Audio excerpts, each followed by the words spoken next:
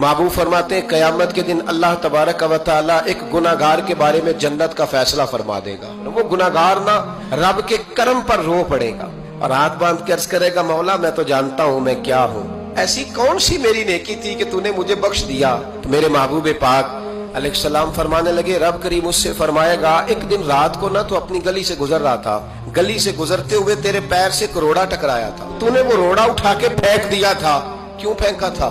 तो नेकी चूंकि उसकी नजर में मामूली थी तो वो भूल चुका था। कहेगा या अल्लाह वो वाला रोड़ा, मालिक करीम वो तो मैंने इसलिए उठाया था कि मेरे मोहल्ले में बूढ़े भी रहते हैं, बीमार भी रहते हैं, बच्चे भी रहते हैं, कमजोर भी रहते हैं, इसलिए उठाया था किसी को ठोकर न लग जाए। रब करीम ने फरमाया तू रात के अंधेरों में रोड़े उठा उठा के मेरे बंदों का ख्याल रखे तो मैं आज कयामत के दिन तेरा ख्याल ना रखूं।